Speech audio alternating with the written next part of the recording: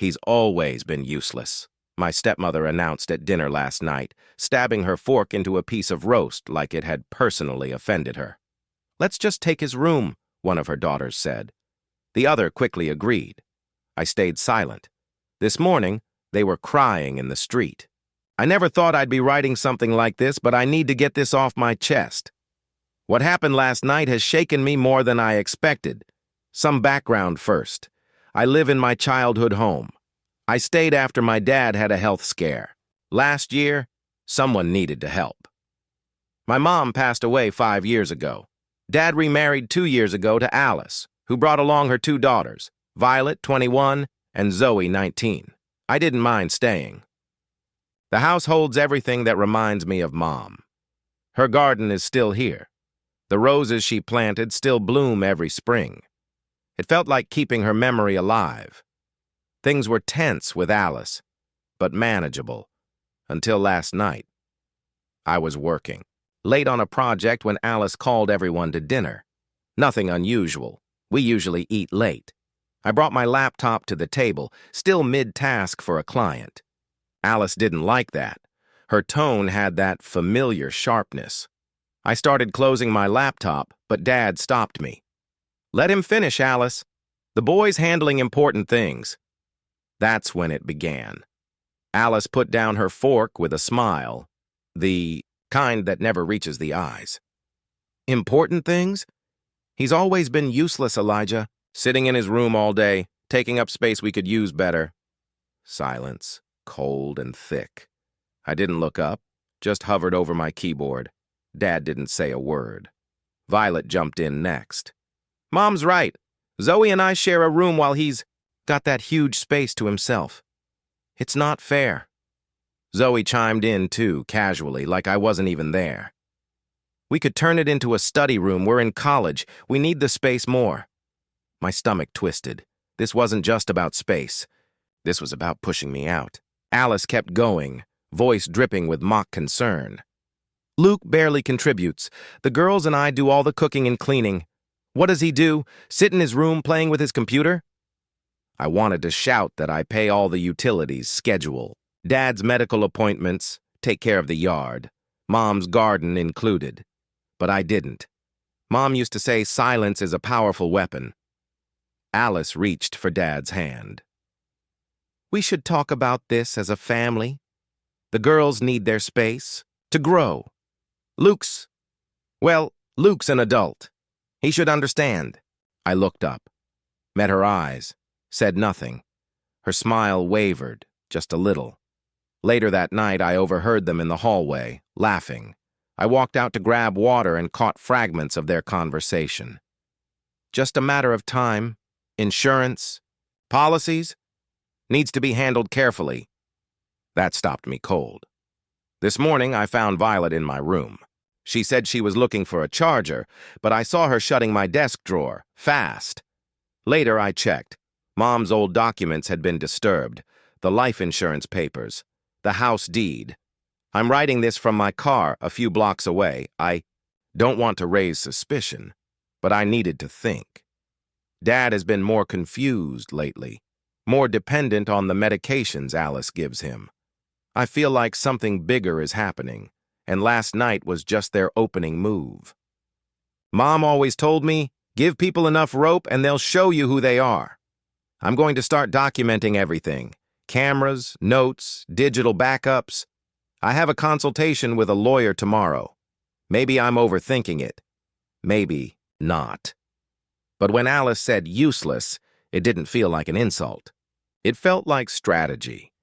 And I've just realized I'm part of a game I didn't know we were playing. Part 2. What I found in Dad's office. Thank you to everyone who responded to my last post. Your support meant more than I can say. Things have escalated, and I'm glad I started documenting everything. It began with coffee. Alice accidentally spilled her mug this morning while rushing to clean my dad's office. I offered to help, but she practically shoved me out of the room. That's when I realized she wasn't cleaning. She was searching for something. Once they left, Dad had a doctor's appointment with Alice and the girls were out. I went back in. The room had been disturbed, drawers open just slightly, papers out of order. I started putting things back in place. That's when I found them, stuffed behind the filing cabinet. Bank statements, loan applications, divorce papers, 3 sets of them. Alice had been married 4 times before my dad. Each marriage lasted 2 to 3 years. Each time, the husband had recently lost his wife. Each marriage ended with bankruptcy, debt. There were newspaper clippings, obituaries of wealthy women, followed months later by wedding announcements, Alice's name on everyone. Sometimes she was Alexandra, sometimes Alicia, but it was her, always her. My hands were shaking. I took photos of everything, put them back exactly as I'd found them. Years of data work taught me the value of subtlety. As I was finishing, I heard voices outside the office. Violet and Zoe had come home early. "Mom says we need to move faster," Violet said, her voice sharp. "The old man's getting suspicious about his accounts," Zoe replied. "Did you get the papers from Luke's room?" "No. That idiot's always there. But Mom says once we get the refinancing done, it won't matter. He'll have to leave." I stayed perfectly still, not even breathing. They passed by the office, their voices fading, but my mind was racing. All the pieces were falling into place. Dad's confusion about his bank statements, the missing mail, the endless questions about his investments. Alice had always insisted on helping with his finances because he was still recovering. I knew I had to move fast. First, I called the bank. They confirmed several recent attempts to access Dad's accounts, denied every time because his physical signature was required. Next, I called his doctor's office. They couldn't share much, but one thing stood out. Dad didn't have any appointments scheduled until next month. So, where had Alice taken him today? I drove to every nearby bank, one after another, until I spotted them at the third.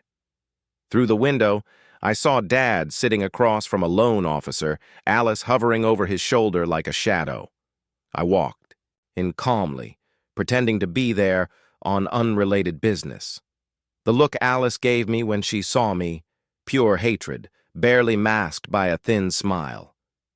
"Luke, what a surprise," she said sweetly. "We're just helping your father organize his retirement." Dad looked confused. "Luke, I thought you were too busy today." "Never too busy for this, Dad," I said, taking a seat beside him.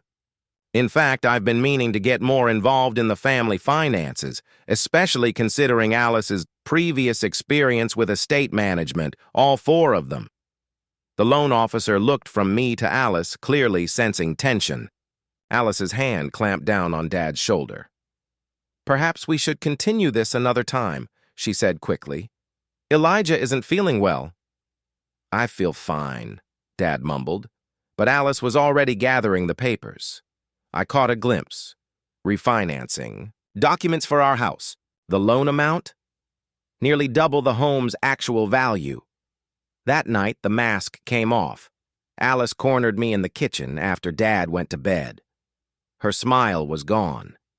"You have no idea what you're dealing with," she hissed. "Your father signed everything weeks ago. It's done. The only question is whether you leave on your own or whether we make things difficult." I didn't say a word. I just pulled out my phone and played a recording. Her conversation with the girls. About the refinancing plan. Her face went pale. "That's illegal," she whispered. "So is elder abuse and identity theft and whatever you've been putting in Dad's pills." She backed away, but I saw it then. Something dangerous in her eyes. "You're just like your mother," she said, "always thinking you're so clever." That stopped me cold. "What do you know about my mom?" I asked. She just smiled and walked away. Part 4. The Pills. I'm typing this from my room. I've added extra locks. The lawyer is coming tomorrow morning, but I can't stop thinking about what Alice said about my mom. So I started digging again. I found Mom's old medical records and sat with them all night, flipping through each page. Something didn't add up about her death. And that's when Dad had another episode. It was 3 a.m. I heard him stumbling in the hallway, confused, barely able to stand. Alice appeared instantly, too instantly, like she'd been waiting.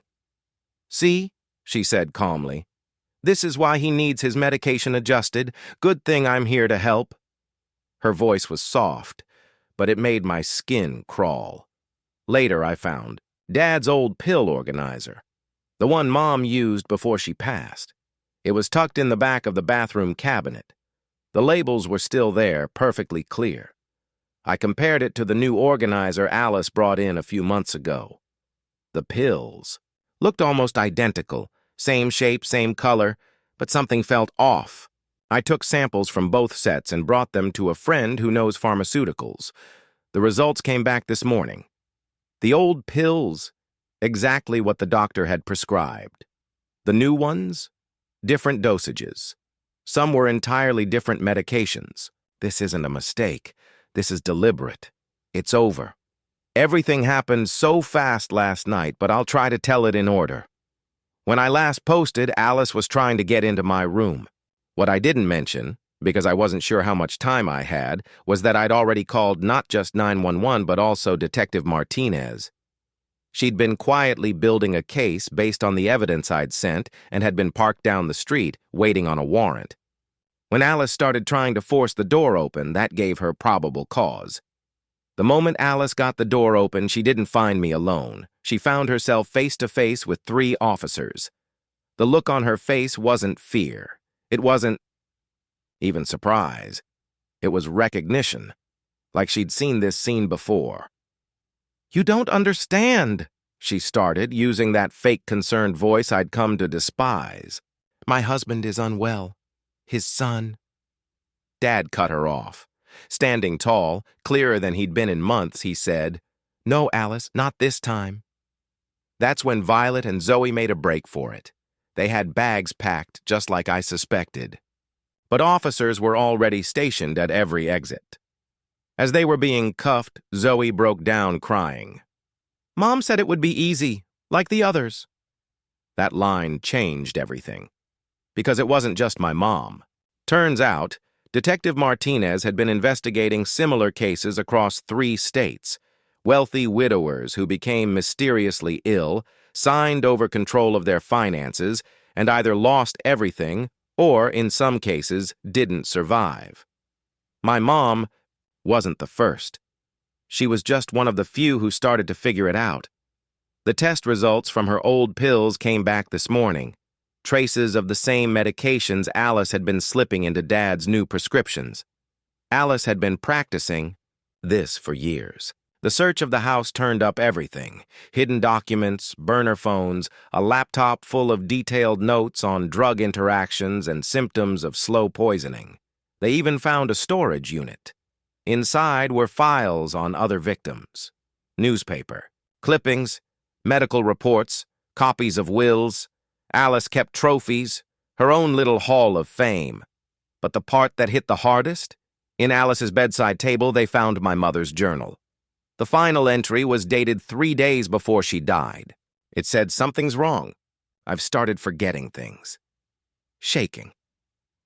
I think it's the pills. But Elijah says Alice has been handling everything. I don't trust her. She watches me when I sleep. I'm going to talk to the doctor next week. If anything happens to me, Luke needs to know I didn't give up. I was trying. I really was. I sat with that journal for a long time. Dad sat beside me, silent, but his hand on mine. He remembered, too, the little signs, the way Mom changed so fast. We both knew the truth now. Alice didn't just steal from us. She took years of health, of memories, of peace, but she won't take anything else. Detective Martinez says they have enough to charge her with multiple counts of attempted murder, financial fraud, elder abuse, and more. Violet and Zoe are being held as accessories. They weren't just manipulated, they helped. It's going to be a long road, but we're walking it now, with eyes wide open. Dad's getting better by the day. His mind is clearer, stronger. And me? I've started a fund in my mom's name for elder abuse prevention and forensic investigation support. If even one family gets spared from what we went through, it'll be worth it. This house feels different now. Quieter. Safer. I still have the cameras on, just in case, but mostly I sleep, knowing she's gone, and we're still standing. Together. She died before she could meet with the lawyer, but she left proof. Mom's final journal entry read, "Meeting with the lawyer Tuesday. Must protect Luke and Elijah." She never made it to Tuesday. But she never stopped trying. Last night, Alice, Violet, and Zoe spent the night in jail. This morning, they were crying on the street as officers searched their cars under a warrant. Zoe broke first. She told them everything. Turns out this wasn't the first time. She and Violet had done this before, with their mother. They were willing participants, trained from their teens to isolate, manipulate, and financially drain vulnerable men. The district attorney is charging all three with multiple felonies: attempted murder, fraud, identity theft, financial elder abuse. They're also reopening several accidental deaths, including my mother's. The evidence is overwhelming. Alice's obsessive record-keeping is going to bury her. Dad's in therapy now, working through everything. Doctors say he'll make a full recovery from the meds. He spends most of his time in Mom's garden, tending her roses. Yesterday, he looked at me and said, "Your mother would be proud. She always said you saw things others missed." The house is quiet now, peaceful. We've been going through old photos, remembering Mom, finally talking about the things we both kept locked away. Dad admitted something hard, that he rushed into marriage with Alice because he was lonely, afraid of aging alone. I told him the truth. You're not alone. You've got me.